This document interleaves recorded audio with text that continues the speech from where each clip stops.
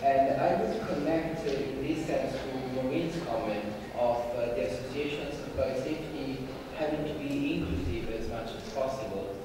Because if you're going to work to a survey, for example, on the levels of awareness, an association of biosafety has the opportunity to arrive to all the universities, for example, so be very representative of the universities, but also the laboratories, the institutes of hygiene,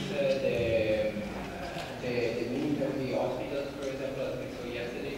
So it has the possibility of being very representative of the community of the country. And to be the engine of engagement of the science. And I think that providing the educational materials is very important, as Tatiana was mentioning, and they should be ready. But on the other side, if the scientists don't know that those materials exist, or there is not the awareness of the need of this awareness, the educational materials would never arrive to that point. We have several examples of codes of conduct, for example, which are some very interesting, also in Europe, useful, but scientists don't know that they exist.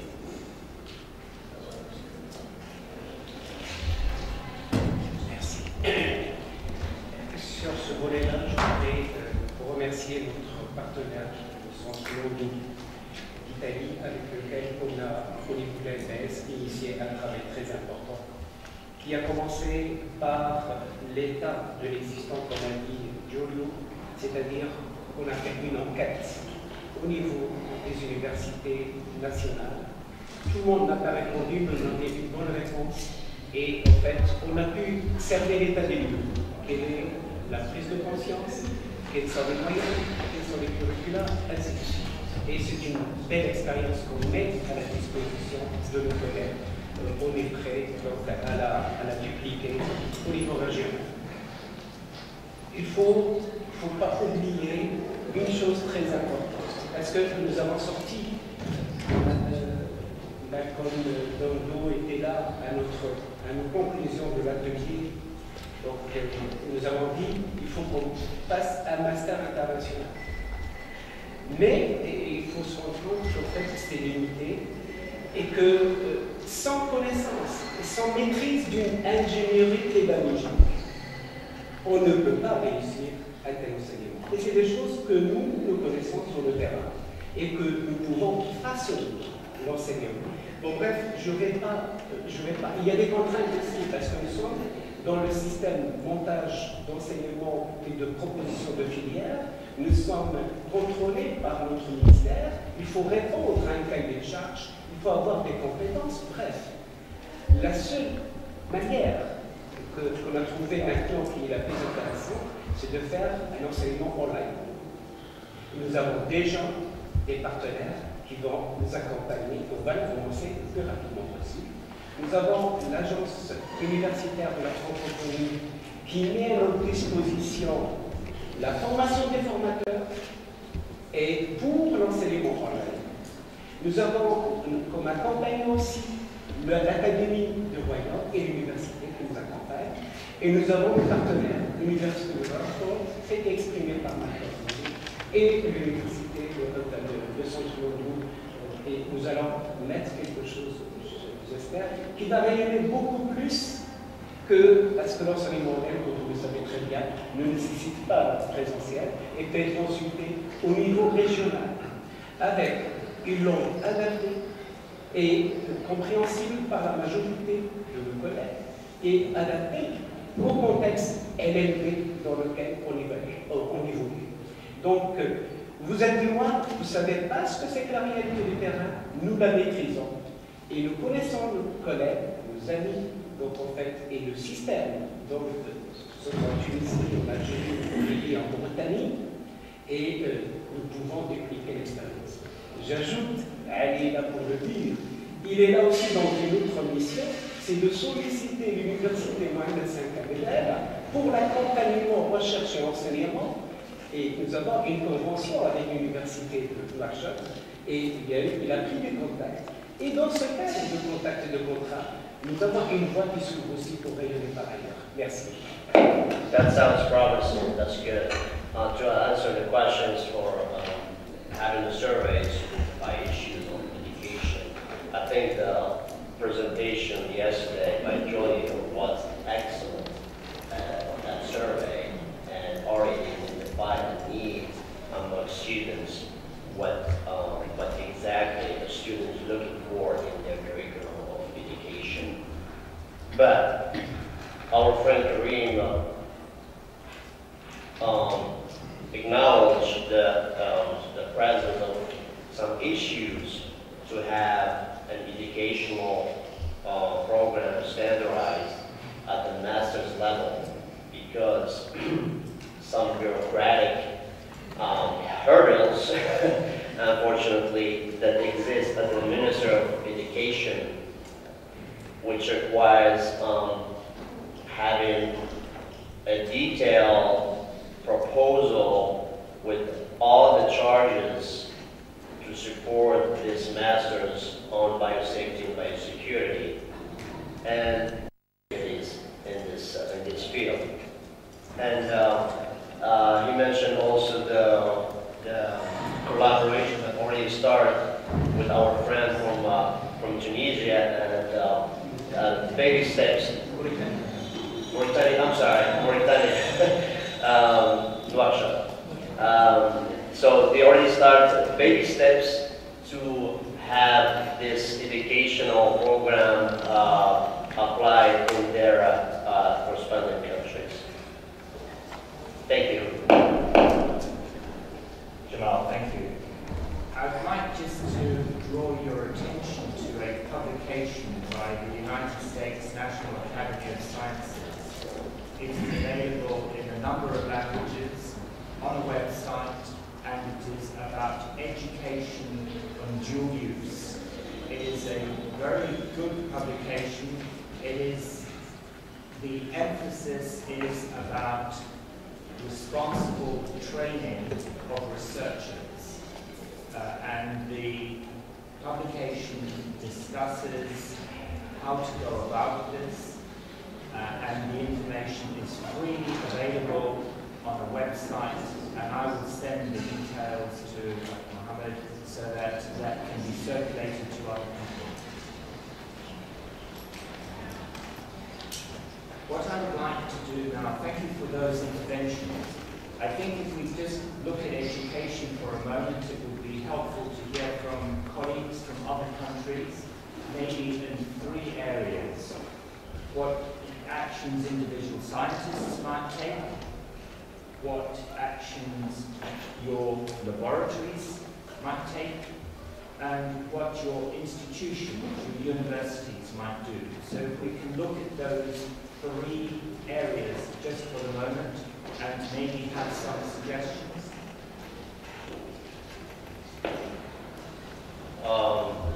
Peut-être qu'on va commencer avec l'Algérie, qui va nous donner son avis sur quelles sont les actions à l'échelle individuelle, à l'échelle du laboratoire et à l'échelle de l'université. Et évidemment, je partage tout à fait ce qu'a dit Karim. C'est vrai que la première chose à faire, c'est l'inventaire, le survey au niveau de chaque pays. Et je vais essayer de vous donner quelques points, encore une fois en tant que profane, puisque je ne suis pas ni mandaté, ni, recommandé pour ça. Et je vous donnerai ma propre expérience du fait que j'ai eu à surveiller un petit peu, à titre plus ou moins personnel, ce qui se faisait dans les différentes disciplines de la biologie au sens large, du fondamental au médical.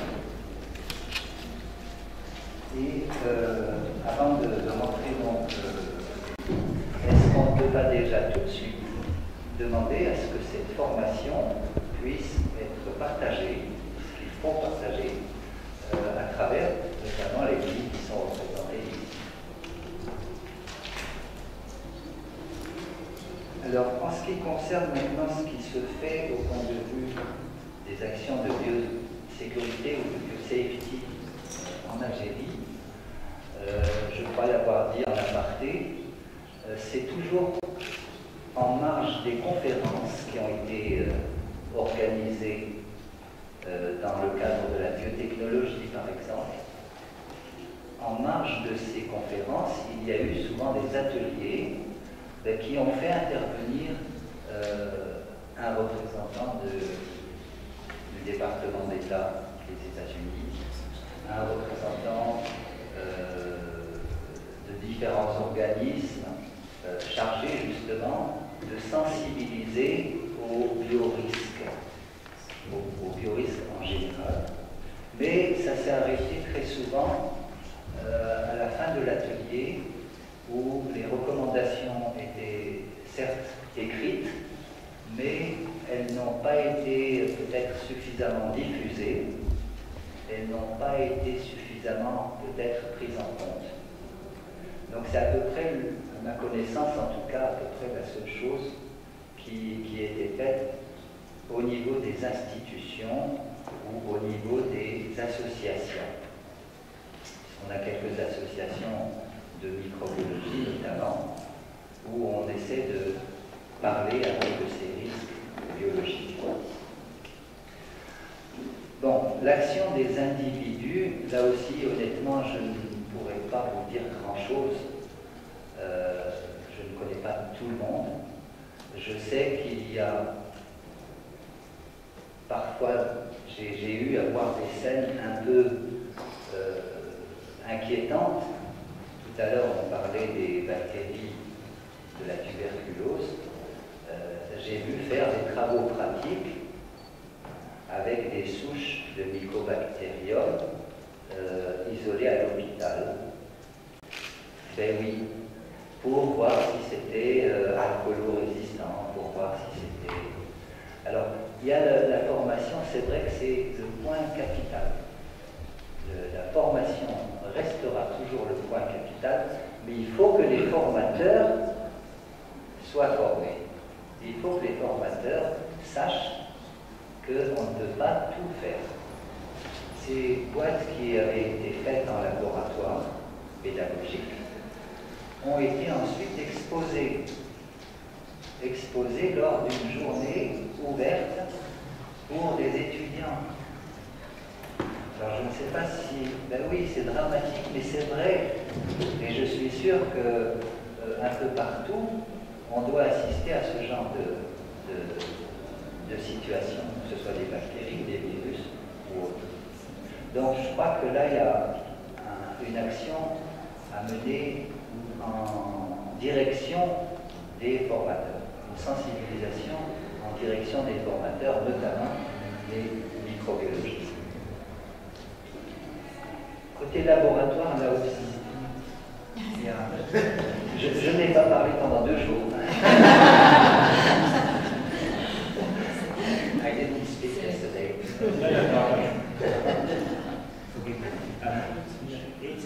It is to try and allow everybody to say something, but please, no, I don't want, when you have something important to say, please say, yes. Je crois que là, il y a un point aussi qu'il faudra aborder, c'est le problème de l'échange de partage, l'échange d'informations et les souches de référence notamment. Ça, je crois que c'est un point qui sera important pour les laboratoires, puisqu'on parlait des laboratoires. Au niveau des laboratoires, je vous ai parlé hier d'une expérience, d'une recherche plutôt sur les antibiorésistances. C'est un volet qui est étudié depuis plusieurs années et qui arrive toujours aux mêmes conclusions et qui montre que même des bactéries lactiques, des bactéries qui ne sont pas pathogènes, qui sont considérées comme safe, generally recognized as safe, sont des réservoirs. Ce sont des réservoirs d'antibiorésistance. Donc là aussi, il y a peut-être ce point à mettre quelque part dans la formation. Voilà, je pense que s'il y a des questions, je reste bien sûr disponible. L'échelle universitaire, s'il vous plaît, 1 minute. À l'échelle universitaire, s'il vous plaît. 1 minute, ça c'est difficile. Désolé. Donc il y a maintenant plusieurs départements de biotechnologie, il y a plusieurs écoles de biotechnologie qui sont instaurées depuis 2 ou 3 années. Mais à vrai dire, je pense qu'elles sont encore en phase de démarrage. Il n'y a pas, à ma connaissance en tout cas, il n'y a pas de travaux sur des virus recombinants ou sur des souches pathogènes, je ne crois pas. Thanks very much. Appreciate your intervention. I think I can translate in 1 second. Probably. But our friend from Algeria, he mentioned that he doesn't know anything much about at the individual level, but he personally witnessed some scary scenes where during practice, lab practice, among students where TB strains were used for education purposes. So that was at the individual level. At the lab level, he mentioned the importance of sharing reference bacteria among labs. And this is very dangerous because we don't know what's hidden behind this sharing. Even he mentioned even some strains of bacteria used for beneficial or industrial purposes that doesn't have any harm. They are not pathogenic. They are used for industry, for example, that can be harboring drug-resistant genes, and this is an issue. At the university level, he said that he knows that there is some centers and schools, biotech schools, that they just started implying these activities, but still at the baby step level.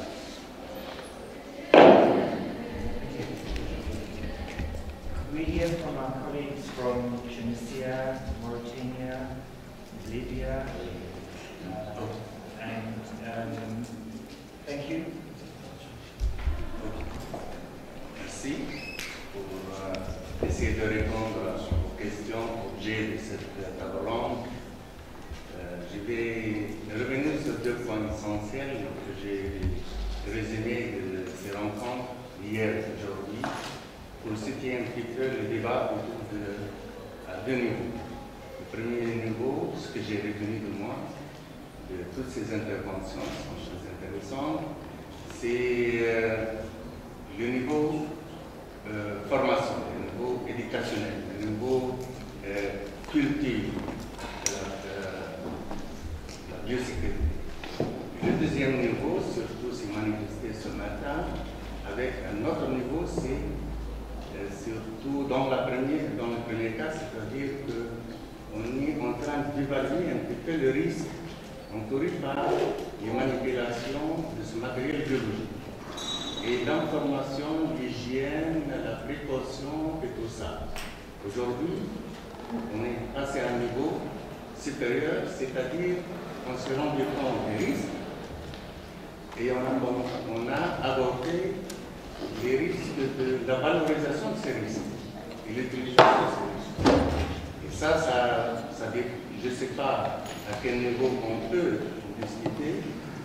Ça nous interpelle peut-être le premier volet de ces communications, c'est le côté éducationnel, formation, hygiène, et je crois que c'est notre mission en tant qu'enseignant universitaire, en tant que personne qui utilise ce matériel et plus ou moins responsable au niveau de l'université. Parce qu'il faut connaître, dans nos pays maghrébins, il y a différents niveaux, différentes responsabilités. Donc, en ma qualité d'enseignant-chercheur, je pense que c'est le moment, justement, d'évaluer les risques encourus par le matériel qu'on utilise au niveau du laboratoire, que ce soit le laboratoire pédagogique pour l'enseignement, le laboratoire pour la recherche, et aussi dans les centres appropriés pour la recherche. Qu'est-ce qu'on a à ce niveau-là? On a beaucoup de choses, on a rien dit.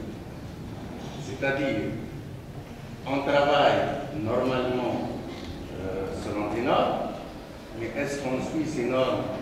Là, il n'y a pas un organisme qui va contrôler si on est dans de bonnes conditions.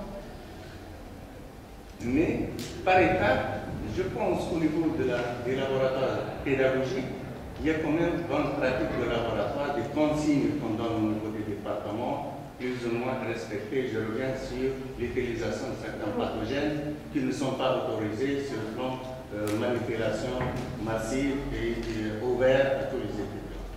Il est plus ou moins peut-être ponctuel sous forme de démonstration, mais c'est très contrôlé au niveau des départements.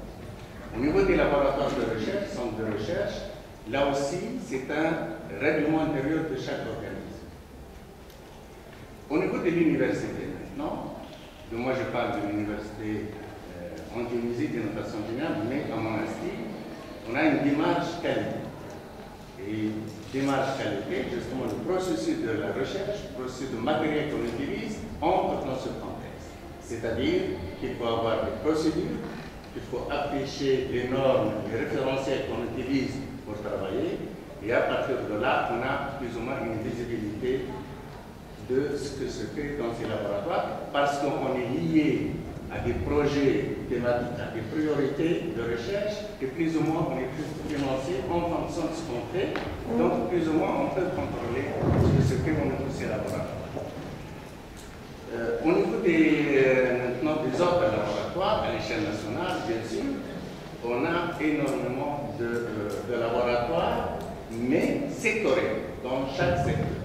Laboratoire contrôle qualité, au niveau du ministère, ils ont leur réglementation, ils ont leur référentiel, et ils maîtrisent toutes ces démarches pour contrôle de produits, et le suivi et la traçabilité. L'organisme le plus performant en Tunisie, c'est l'organisme de l'Agence nationale de protection de l'environnement.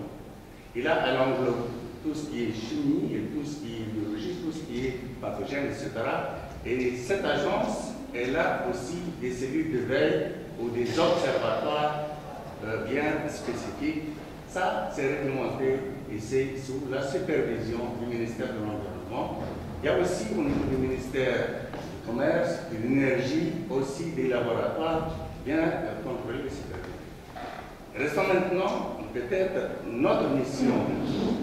Et dans ce cadre de cette ONG, qu'il faut l'impliquer dans ce processus qui est très important. Je crois que là, justement, on vient d'apprendre, en tant qu'universitaire et en tant que responsable aussi d'autres associations. Et personnellement, en ma qualité de président de la Société tunisienne de microbiologie, on a trouvé avec d'autres associations similaires qui manipulent le même matériel, la Société tunisienne de toxicologie, la Société tunisienne de biotechnologie, la Société tunisienne des sciences biologiques, on constitue déjà un substratum de ressources humaines, de compétences et de matières qu'il faut gérer.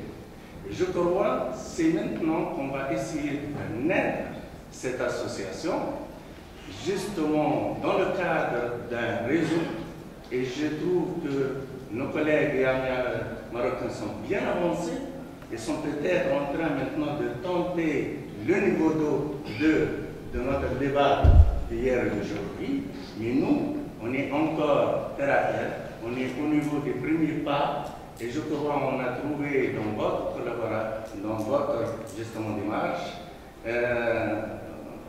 chaperon, si vous le mot convient, de nous accompagner, de nous aider à cette démarche. Parce qu'effectivement, on sent que c'est un besoin indispensable pour au moins la protection de la personne, de l'environnement autrui, ne serait-ce que dans nos activités pédagogiques et de recherche.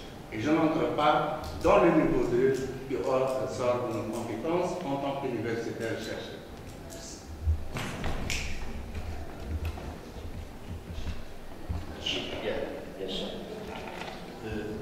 Si vous permettez, en 2 minutes. 2 minutes. Tu utilises 2 minutes. Un complément d'information pour ce qui est de la Tunisie. 1. En termes de structures de recherche, 50% des structures de recherche exercent dans les centres biologiques. 2. Pour qu'une structure de recherche en termes laboratoire soit labellisée, il faut qu'il y ait l'accord de la commission d'éthique au niveau pour les laboratoires dans le domaine de la santé. 3. Il y a une démarche maintenant qualité au niveau tel que ça a été mentionné, mais une démarche qualité au niveau des centres de recherche. Et dans cette démarche qualité, il y a l'aspect de gouvernance, et sous l'aspect de gouvernance, il y a la notion de sécurité. Enfin, 3. Le ministère à l'époque, c'est de l'histoire ce que je vais dire, il reste d'actualité. Le ministère de l'époque de l'environnement, il y a eu une loi de biosécurité en Tunisie, mais cette loi n'a jamais été promulguée jusque-là. Elle n'a pas été promulguée. Ça veut dire que le texte existe. Et par voie de conséquence, donc, il y aurait. Cette loi, elle se basait à l'époque, il y a 4 ans, 5 ans, lorsqu'il y a eu la question des OGM. Et dans cet esprit d'OGM, de semences, etc., il y a eu une loi tunisienne de biosécurité qui n'a pas été promulguée, et que le ministère de l'Environnement viendra un jour, il va la mettre sur la table. Merci. Merci.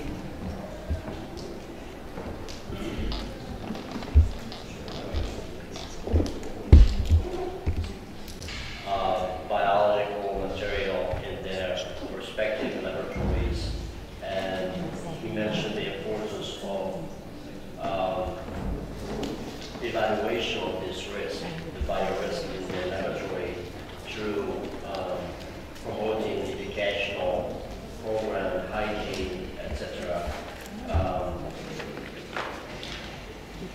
He mentioned the issue that there is standards, but these standards not all the time applied, and we're still working on them. And he mentioned the risk of using this biomaterial for educational purposes, like same thing that Andrea when he mentioned the TB stain for in the universities to teach about some bioagents. At the university level, he mentioned that there is a quality assurance program that they already started. There is procedures, SOPs, there is standards, work standards.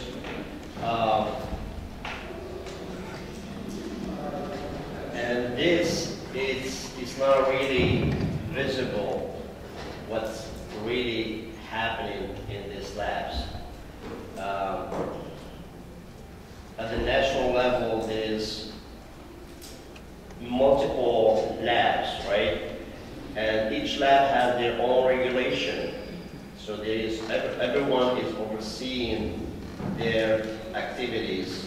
And he mentioned the existence of the APA version, which is the Environmental Protection Agency that follow and monitor activities related to chemical, biological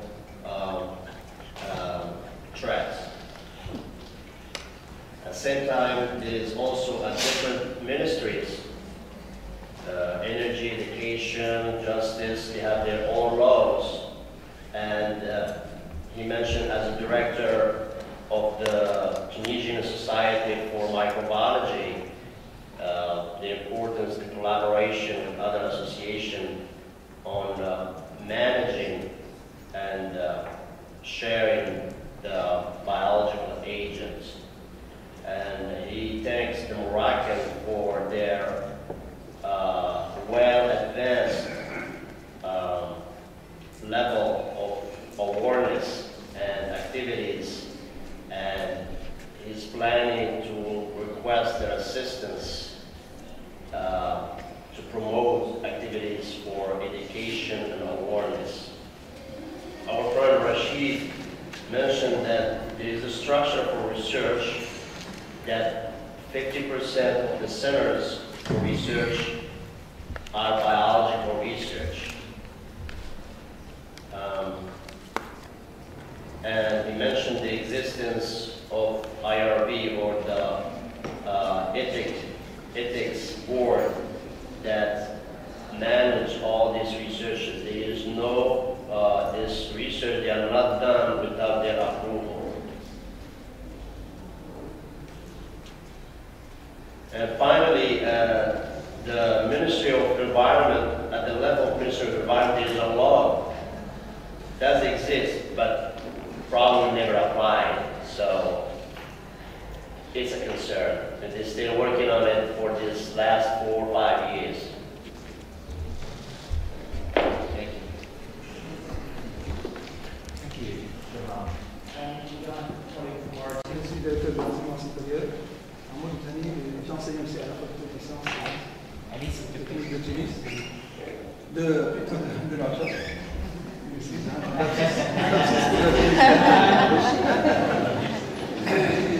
You guys dual nationality, Donc moi je tiens à remercier les amis marocains pour nous avoir associés à cet événement si important. Et je les remercie aussi pour la qualité de l'accueil et de l'hospitalité marocaine. C'est étrange pour nous, c'est que les Marocains c'est un peuple très accueillant et très hospitalier. Je félicite aussi le comité d'organisation pour la qualité scientifique des travaux qui ont été présentés. Nous en avons tiré beaucoup de leçons. Nous avons appris beaucoup de choses. Donc, je voudrais dire que pour mon pays, la Mauritanie, il y a encore un champ vierge en matière de biosécurité. Il y a encore au point zéro, pratiquement. Ce qui fait que, par exemple, il y a un problème de la biosécurité à l'échelle de nos laboratoires, que ce soit au niveau de nos laboratoires de travaux pratiques ou de nos laboratoires de recherche. Il y a un manque de biosécurité qui n'est pas appliqué, des mesures. Et il y a aussi un problème de biosécurité à l'échelle lié à la pollution de l'environnement. Parce qu'en Mauritanie, nous avons beaucoup d'énergie extractive, comme le pétrole, la recherche minière, tout ça, qui peut engendrer des problèmes de biosécurité, non facilement pour les hommes, mais pour les végétaux. Donc ça aussi, c'est un problème. Il y a aussi un problème de biosécurité dans les hôpitaux. Biosécurité pour ce qui concerne les substances, les produits alimentaires que nous importons, et aussi les médicaments aussi. Donc, il y a un laboratoire de qualité, contrôle de qualité des produits pharmaceutiques. Donc pour vous dire qu'il y a un tas de problèmes auxquels nous sommes encore confrontés en matière de biosécurité et pour lesquels nous cherchons à travers cette conférence à les poser.